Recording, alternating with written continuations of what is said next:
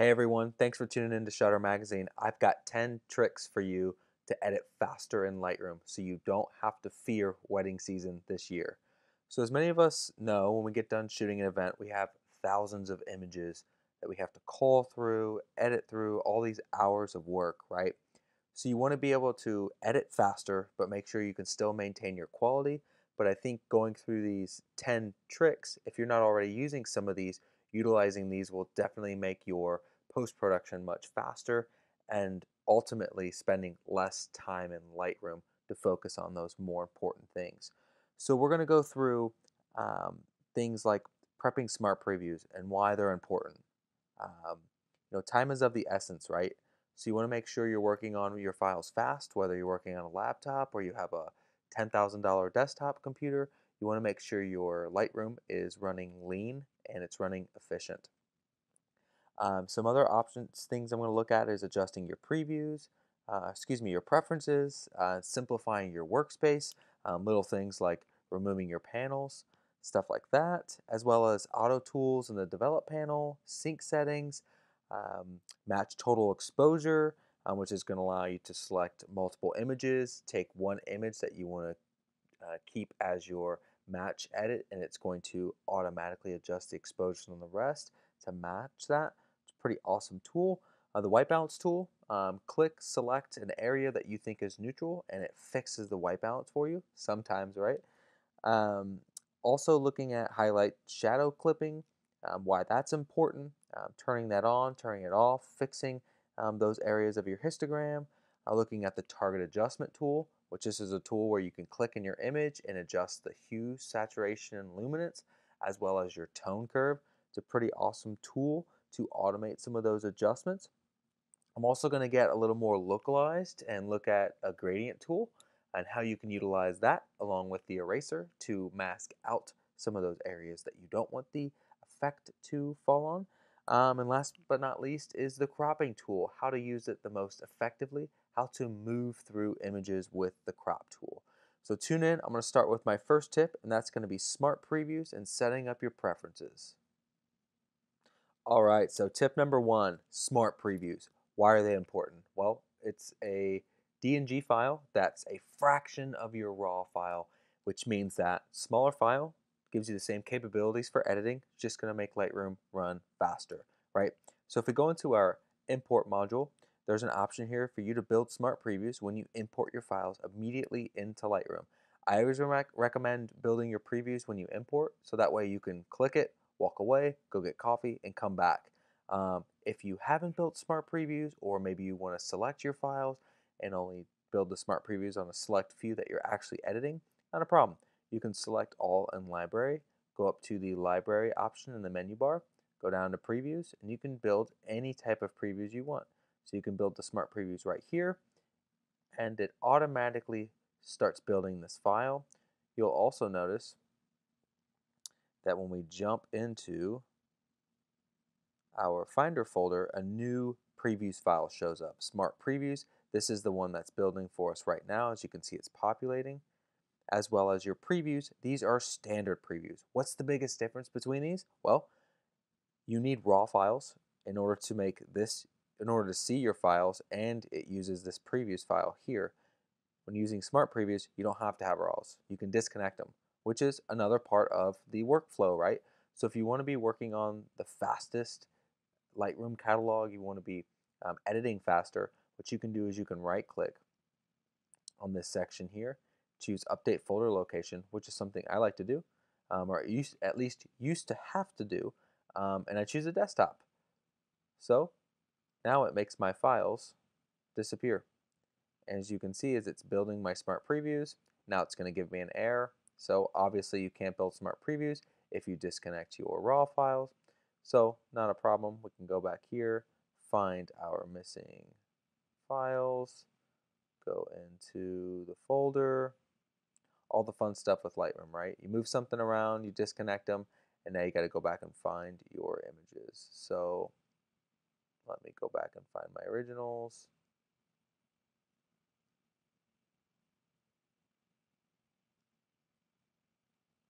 Perfect. Now they're connected. So last but not least, we need to look at preferences. So the fact that I don't need to disconnect my raw files anymore, Lightroom will actually let me choose a preference so that way I don't have to do that, right?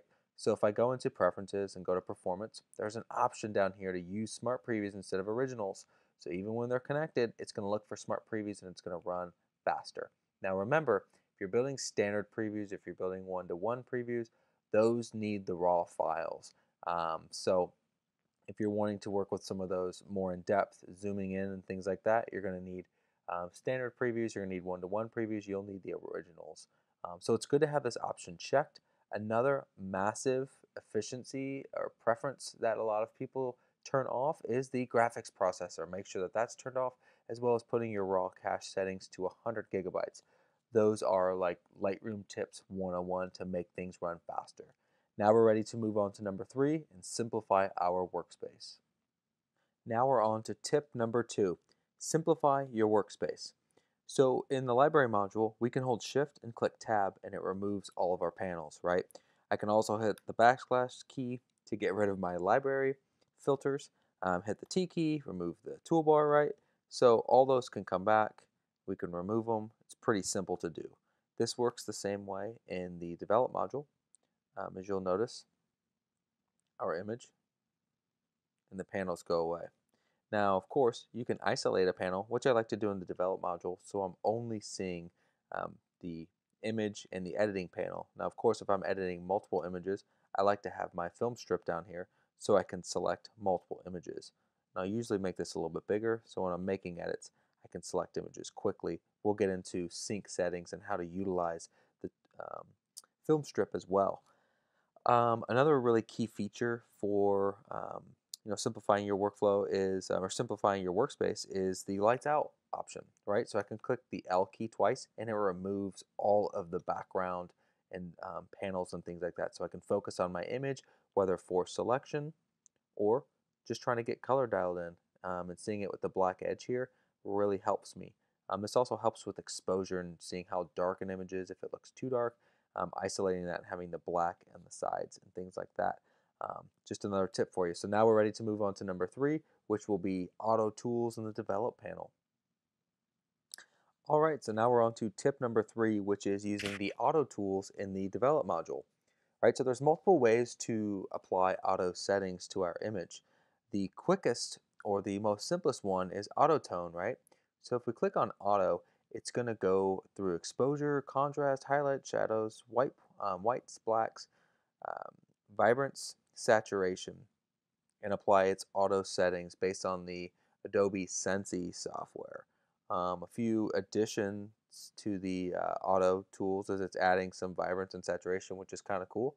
And it takes the image and really applies kind of more of an auto histogram adjustment here. As you can see, the whites aren't perfect, but it does a pretty good job of stretching the histogram out edge to edge. Now, the auto tool is rather lazy and isn't helpful when you have a more stylized look, right? So this image is shot pretty damn close to what it should look like for a little bit darker of a profile. You know, we might want to brighten the face a little bit with the brush, but getting into this, if I want to start applying auto tools, specific tools to this image, I can hold shift and click on those specific settings. So instead of going into the auto and having everything apply and working backwards, right, to reset things, I can reset my image, and I can choose some of these features for the image to just choose those for auto. So if I want highlights and things like that to go auto, or if I want black point and white point to go auto, those are pretty useful features as well. What I like to do is I like to do auto tint.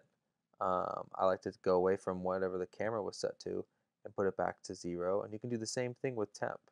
Um, of course, if I want to have auto white balance applied, I can do Shift U. Oh, maybe that's not what I meant. The Shift Command U, sorry. I did unpick, which removed the flag, so that's why it jumped around. But it puts it to auto exposure as well. Or if I want to just have auto tint and I want to go a little warmer than what perfect or auto white balance would be, I can do that. Same thing with contrast. If I want to pull contrast down, which I don't, usually have that set up to there. But these are just some kind of key features for you to use and sort of make your workflow a little bit faster. Clarity and dehaze, of course, aren't going to do anything, but if I wanted to pull vibrance or saturation, it lets me do that individually. Pretty cool, right? So Auto Tools, it's kind of a cheap or fast way to get things, but I like to use it for tint. It becomes useful. Sometimes it works for exposure. Again, it's going to create an auto histogram, which doesn't necessarily mean your skin tones. It's going to make sense for that, but it will make the total image a little more automatic. But those are some features as well. More of the automatic tools are also available under the settings panel. You have auto settings. So if I wanted to do Command U, just puts everything into auto tone automatically. Auto white balance we covered already, which works pretty good. So now we're ready to move on to tip number 4 and talk about syncing develop settings and what auto sync can and can't do. So now that I've applied some develop settings, the next thing I want to do is sync those develop settings to multiple images, right? So as you can see in my film strip, if I quickly hold shift, select the last image in the sequence, as well as hold command and fill in any stragglers, I can hold shift, command, and strike the S key. This pulls up my synchronized settings, right? So what I can do is I can choose to select all of them and then make sure I'm unselecting all those ones that are going to require image specific adjustments, right? So all these settings that I have right now are good to sync within my images. Now, if you have specific presets or you use different settings and things like that, it might be a better idea for you to only select those options you're adjusting, right? So whatever I have applied here, I want to sync. I want to make sure those are the only adjustments going. I'll make sure process version is good, and we'll choose synchronize. Something you notice too is that my camera profiles are shifting, which are causing a little bit of a issue. So we want to make sure treatment and profile, it's no longer down here with the process version and calibration. It's going to be with the treatment and the profile. I click sync again, and now I can go through all of these images and all of those settings are the same. I can go to my compare or my survey mode, and I can look at them just to make sure everything is dialed in. One thing to keep in mind when you're using the develop setting, the sync settings in the develop module is if you have auto sync on, how this can affect your images, right? So if I take the exposure down and kill the highlights on this image, I'm not sure why I would, but just to kind of change some things here, it's automatically gonna make those same adjustments for the other images. So something you want to make sure when you have auto sync on, it doesn't make sense for you to use in every scenario, right? So if I am bringing the exposure down and I don't have any images selected, it's not going to do anything. But now if I select those images, right, it's not just going to sync my settings automatically, but it's going to sync whatever I'm doing. So that's the biggest difference between this tool. See, as you can see, it's dropping it down. It's starting to sync those settings, and it's dropping all of those.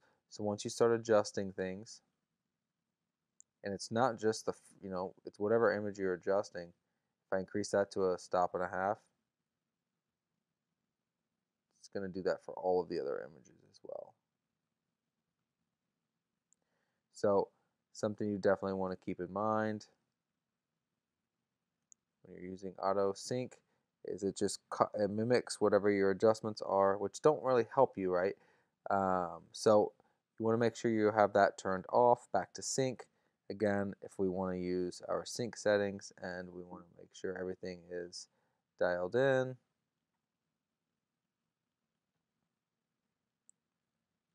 a little bit warmer, a little more dynamic range there, some clarity, and we want to sync those settings. We can do that, and you'll notice that we have an image here that's a little off.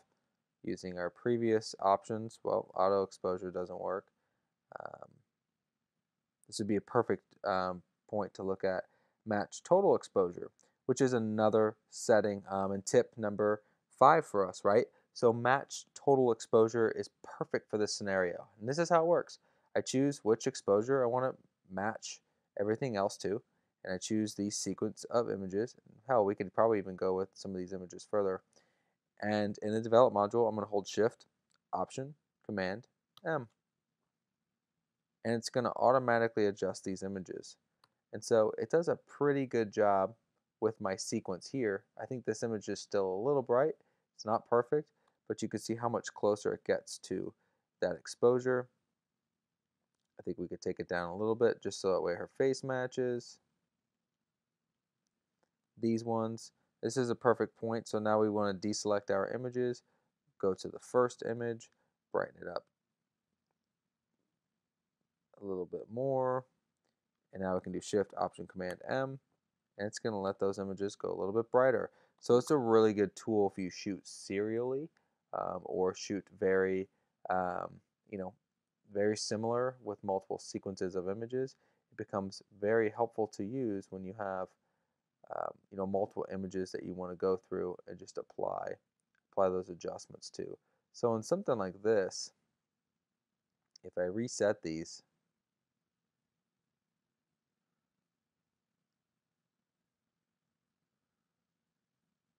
is we have a few different exposures, right? So we have some brighter ones, we have some darker ones, kind of going back and forth. So this is a perfect kind of scenario where we can apply where nothing's applied here, just to see if we can get the rest of these to adjust, even with nothing applied, which actually works pretty good. Um, and then if I also wanted to make this the white balance, we could sync the white balance as well. I'm going to do check none, because if I sync the exposures, right, it's going to sync 0 to everything. We don't want to do that. Just want to sync white balance. So it's important to go back through, make those adjustments, and look at that. We're pretty close, right? We might be a little off in some of those images, and that's okay. We can make a global adjustment, drop the exposure down just a bit, but that's how simple it can be with match total exposure, along with um, your options for um, your sync settings, right? So you want to make sure, as we're going through these images, we can drop the blacks down as well to really give these images, get them a little bit closer to our end results. But those two tools, the sync settings and the match total exposure, those are the ones I probably use the most. And they're so helpful for going through hundreds of images quickly and syncing images, syncing settings when you make that sort of target adjustment on one image, and it usually helps you to get that to sync to the rest of them within that sequence. Super big tip. Now we're ready to move on to another kind of auto tool, and it's the Wipeout Selector.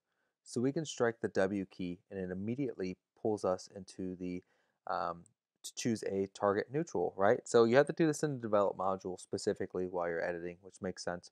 But now you can take this little dropper tool and you can choose different parts of the image to start clicking on to find a neutral, right? So it's going to take whatever you're clicking on, make it neutral, but also shift the image in certain ways, right? So it's going to make, when something's blue, make it everything else in the image super orange, and vice versa. And so if we have something that's,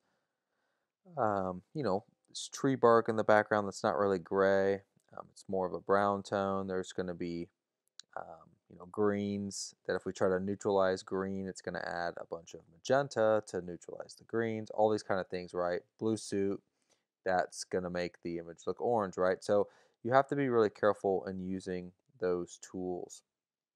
So we're using the Wipeout Selector. So what I like to do is, if I can't find a neutral, the dress can really help, find that neutral ground for you. So if we have an image like this, we don't want to grab the suit again, right? Because things just turned orange. But if we grab the dress, that can help us out a little bit. But you can see here in the shift, it's trying to remove a bunch of green reflecting on the dress, as well as a lot of cool tones in it. And the dress might be a bright white. It's not necessarily a neutral white. But of course, if we try to find any areas of the image, it becomes very difficult. Now, in situations like this, I like to use the lighting or the predetermined white balance options, right? So when I'm thinking about shade, 7500 is a good option. Cloudy with overcast, and you have daylight. Those are really good kind of starting points to figure out where you're at with your wipeouts. Now, of course, if there's greens reflecting on their skin, you're going to want to increase the magenta. You can also hold shift like we talked about with those auto tools. And the auto tool gets us somewhere between the cloudy and shady option, but that's kind of where they're at, right? They're in shade. It's kind of warmer light around them. That's kind of where I would land, right? So using the wipeout selector doesn't really help us in daylight. We can use more practical options like the daylight rule, right? 5,000, 5,500 is direct sun or daylight. And as you go into cooler scenes, you increase your temperature to bring in some warmth. But in something like this, that's like mixed lighting, that can kind of help us. We can use the wipeout selector, and it's gonna, you have to be careful with it in looking for an actual neutral in the image. If you're gonna have a whole lot of red and things like that reflecting in the image, that's going to be very difficult for us. So if we wanted to go into an image like this and try and balance out some of that magenta, um, that's what the wipeout selector is going to do. Again, it becomes very difficult to balance everything out. I mean, if the dress looks great and her skin looks terrible, you're not doing a good job. So this is one of those situations where I'd likely put the temperature at or the tint at an auto setting, probably at 0, and work with the temperature slider, and then balance these out using like a target adjustment tool with HSL or something like that. We'll cover that. We'll cover that in just a bit. Going into an image like this, where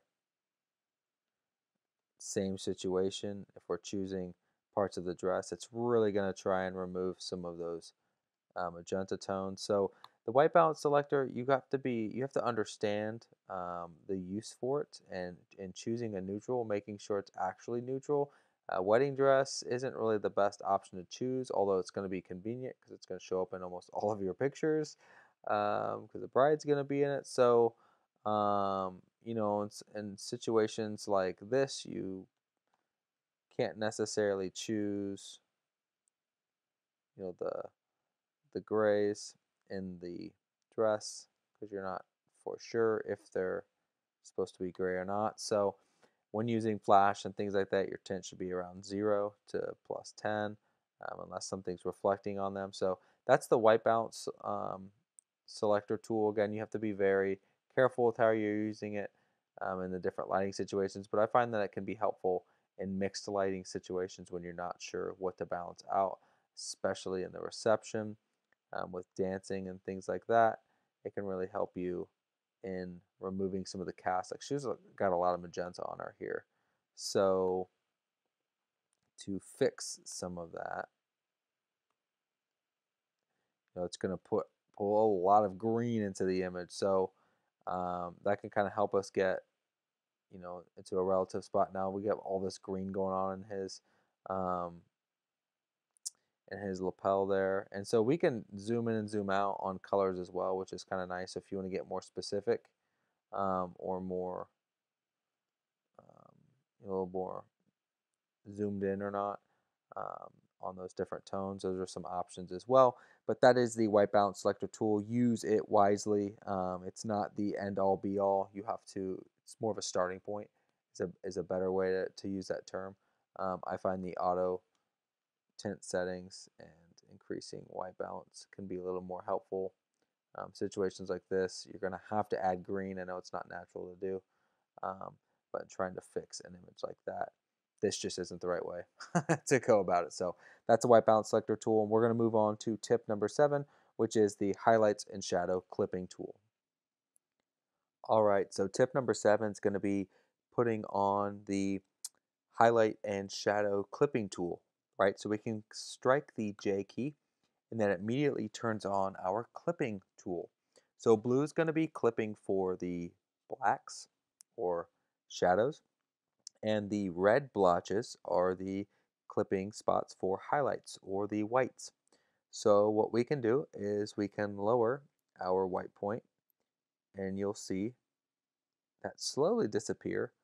But what you will notice is that highlights really drop this down with a pretty simple adjustment. So it's truly a highlight recovery or highlight clipping um, tool rather than thinking about it as white point. You can use both. Whites are a little bit different, but white point pulls your histogram away from the edges. Same thing with black point, right? So if we increase shadows, the blue areas go away quite quickly. And same thing if we lift the black point to 100. But with shadows, we don't have to do as much of an adjustment. Well, maybe we have to do a little more. But you have to be careful with which tool you're using, of course. I think black point does a little better of a job of covering that than taking the shadows up. We have a lot of noise um, being introduced in these images. So using the J key turns that on and off, which is pretty awesome. You can hold the Option key and you can drag to get rid of some of that as well, and you'll see the image gets kind of crazy as you go brighter there. Same situation with the shadows tool, and same situation with the whites.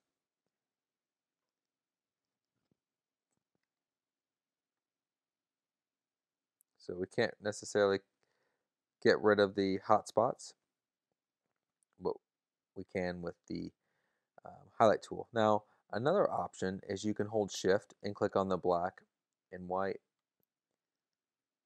tool, but you're not going to get much out of the um, the black point in an image like this. You can hold shift and it'll lift for shadows. Um, I think having some clipping makes sense in an image like this. It's not necessarily something you have to pull out. Same with white point, but those are how those tools work, and using them become very important when you're balancing for a histogram, but you also want to make sure density in your image is solid. Um, so in a situation where you have a little more brightness from highlights to shadows, you might want to use a tool like that here, because we automatically kind of have some haziness going on in an image and some massive hot spots. So if we use the highlight slider, drop it down, we can get rid of those blown out highlights in the background. We can make sure our density is good. Do the same thing with the black point, and it's going to make sure our image has solid density throughout, so the edges of the histogram are touching. But just a quick tip, we're ready to move on to tip number 8, and that's going to be using the target adjustment tool. All right, so tip number 8 is going to be the target adjustment tool. For many of you that aren't using this tool, it is a quick way, much like Wipeout Selector, to click in an area, but now you can drag up or drag down to adjust the sliders. So if we go into the tools panel, excuse me, go to target adjustment, you'll notice that there's one for tone curve, hue, saturation, luminance, and white and black and white mix. So the most important one that I like to use is the one for saturation and luminance, because for skin tones, for color cast, those are the two tools I'm using to shift to the image and get rid of some of the undesirable casts. So when I balance my image here for the skin tones, I kind of killed all of this warmth going on in the image as well. So if I want to bring some of that back or tone some of that back in here, I can do that quite simply by doing Shift, Option, Command, S. That pulls me into saturation. Shift, Option, Command, T takes me to tone curve. L takes me to luminance. H takes me to hue, and for black and white mix, you are using the G key. All of those hotkeys are here for you.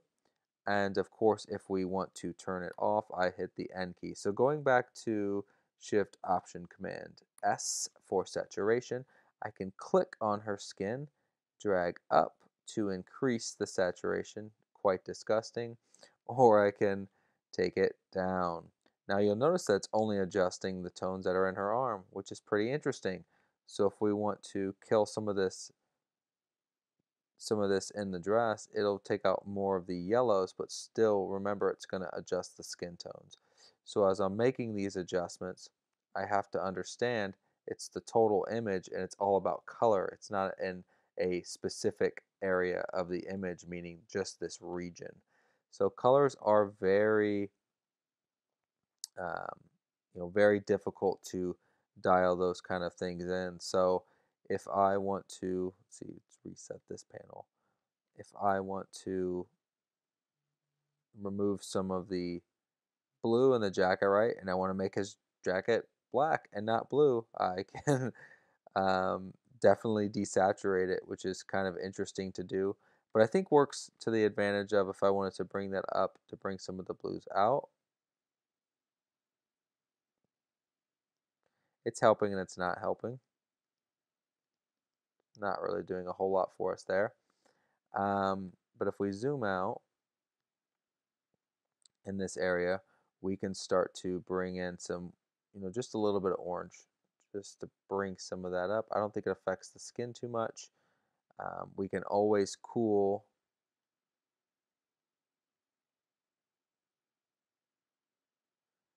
the image down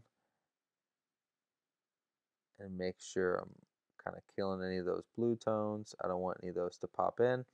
Any other colors in this area or in this image that we wanted to kind of desaturate, we can do that. Orange and yellow seem to be pretty prevalent. Now, with the luminance, this is a perfect one where we can go in and brighten up the skin tones just a little bit, which I like to do. And we can zoom in here. And so far, just kind of look at the adjustments that we're making. Just a little shift, right? So those kind of things can be super helpful. If we wanted to pull some blues out of part of the image to reduce that, we can, which is pretty common when you're um, cooling down the dress. Sometimes there's some blue tones in it. Hue and saturation, or the hue, I don't shift as much unless I have something that's noticeably green and I want to shift it to the magenta or something like that. The tone curve is a pretty interesting one where it chooses different regions of the image. So as I'm clicking around in this image, you're noticing that it's grabbing different aspects of the image to bring in some more dramatic light and more of a toning adjustment. And it's doing all that by clicking in the region and things like that. So if I want to do this kind of wacky looking tone, um, I can do that as well. So it's a pretty cool target adjustment tool. Again, it's Shift Option Command, and you have your H, your S, your L, and your T, and your G. Those are your different options for those tools. It's a click up and drag. The confusion sometimes I think it's going from up or down, but you'll notice that there's up or down. Um, Up or down is for adjustments. Left or right, it's not like a slider. You won't get very far in doing that, but definitely recommend using that. It's a pretty cool tip to use. And we're on to tip number 9, which will be the gradient tool and the eraser. All right, so tip number 9 is going to be using the gradient tool and toggling your brush to erase out the areas you don't want the effect to go to. So striking the M key, it will take me into the gradient tool. Now this image already has a gradient on there, and I can show you the difference between without it, the bright sky, and when to use the gradient tool to even out the bright top, right? So a lot of times it's darkening skies, it's darkening a side of an image if there's a window on the right and I want to make the exposure a little more even, a little less distracting. That's exactly why I use the gradient tool. So in doing so, if I click on my little pin here, you can see already that I've chosen a kind of quickly but not very effectively painted out the subjects here. So initially on this image, I applied settings here, color blue skies, which is a pre-built um, preset I have. I'm clicking at the top and I'm just dragging right there. That's it. Now you'll notice that as I drag this down, it's going to get everything from top to bottom, right? So the further I drag this out, it's gonna expand that amount of gradation that's in the image as well. So you can have sort of a quick gradation or a really long one. So a lot of times people kind of forget to adjust that part when you want to have the effect kind of fade out at the bottom there. You can do that and have it kind of fade off at the bottom as it should, right? You don't need it to be as heavy, especially on them. But just kind of showing you now, I'm going to do Shift T, and if I'm not clicked on the right option, maybe it's not giving me that. If it's Shift Option Command, let's see here. Oh, I'm already in my brush. Okay, so that's where the confusion is. So I already have the brush pulled up here. Um, so if you do Shift T, that will take you into the brush in the edit. It's just dinging for some reason and going back and forth.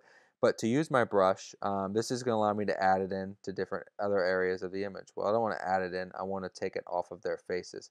So I can shrink my brush, hold Option, and you'll notice that a minus, um, there's a little minus sign. So that's going to tell me it's going to erase. And you also have your settings here. So make sure when you have Auto Mask turned on that it's um, you know, what you want to use. Now, AutoMask does a pretty good job of finding edges like this if we were wanting to just mask the guys out to make sure this effect doesn't go on them at all.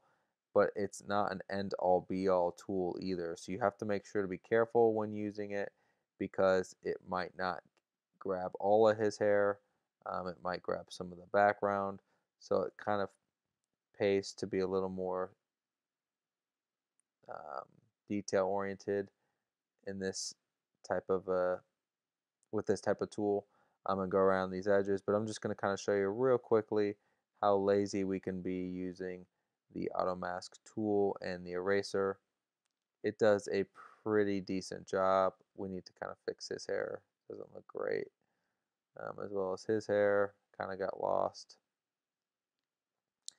And we can toggle that on and off. I'm gonna go ahead and not show the masked overlay just so we can see the before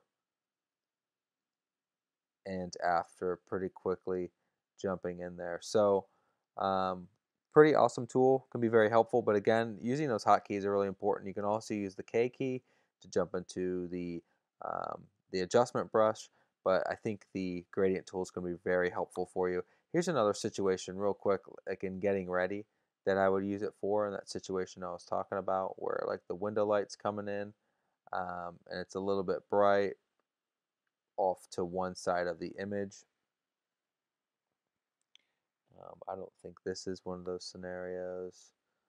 Um, it's usually an image where there's just kind of a bright hot spot on one side of the image and we want to like just tone it down, and it might make sense to kind of use one here so I can see if this is one of those situations. Now it's not going to work. Well, it will work for her, but we just want to kind of darken this down. Doesn't necessarily need to go across the whole image. We can also take this and just have it drag over, get into our brush tool. As you can see, you have to be really careful with how it's working on those edges. So increasing our feather will help as well.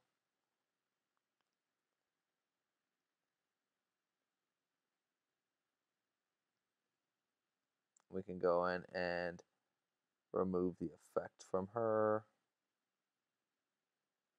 as much as we want, and that's a way for us to keep things moving along. Again, local adjustments in Lightroom, not super efficient, but these are the ones that you're going to likely use the most of.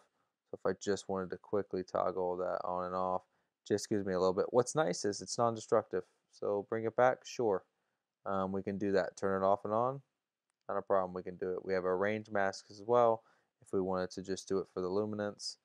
Um, which can help in making sure we're turning in anything that's on the dark side. But again, lets us just kind of fill in some of those spots there on there. So that's it's tip number 9. We'll move on to tip number 10, which is going to be the crop module and moving through multiple images quickly. Now for tip number 10, crop module, right? So to jump into the crop module, I'm going to hit the R key, and that's going to let me straighten my image. It's going to let me change the orientation of the crop. I could crop the image, all these kind of things, right? So as we're in the crop module, we can hold the command key and click and drag for straightening. What's really awesome about this feature is that we can do it quite quickly, again by holding command, arrowing to the right, going to my next image, and doing the same thing. And I can straighten images so fast this way.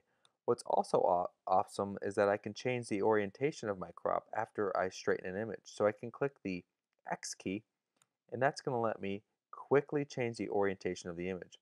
The only downside to this is that it doesn't constrain to my image automatically. So when I toggle this, it just gives me a quite sad and small crop window. But I can quickly come through here, and if I wanted to create a vertical of this, which it's automatically kind of letting me do, I can set this up to do that. And again, to hold the command button and stay in the crop module, that's how you can do this quickly. So you can hold command, look for a vertical, just real quick, just to straighten all of those out, right? A lot of times there's images that you intend to be slightly off. Like obviously we're not going to straighten for every one of these lines, or maybe it's something you don't even want to straighten for. But it's definitely an option to do for you as you're going through all of these images. You can choose to straighten every single one of them or let them be their own, have their own sort of look and feel for what you want to do. So again, that's going through the crop module, some pretty awesome ways to stay moving fast and get through that cropping and straightening as fast as possible. And that's the last tip for you. All right, so I might have gone through more than 10 tricks for Lightroom, but hopefully you're getting the bigger picture, right? Saving time is what we all use Lightroom for. Wanting to get through a wedding faster is the goal. Faster is better, but it doesn't mean that we're losing quality. So we're still editing well. We're still, sort of dialing everything into your look and feel, but we're using some of these features in Lightroom to make it faster. That's what efficiency is, right? So you want to make sure you're using hotkeys, you're using different tricks and tips, and making sure your performance settings are, in effect and working for you. Again, there's probably a multitude of workflows out there for you. A lot of you might not even touch local adjustments in Lightroom. You might not use auto tools, you might not sync settings, presets. I mean, that's an obvious one, but definitely take some time to save yourself time, right? This could be the difference between spending 10 to 20 hours on a wedding and spending less than 5, which would be massive, right? That's a crazy amount of time per wedding to save.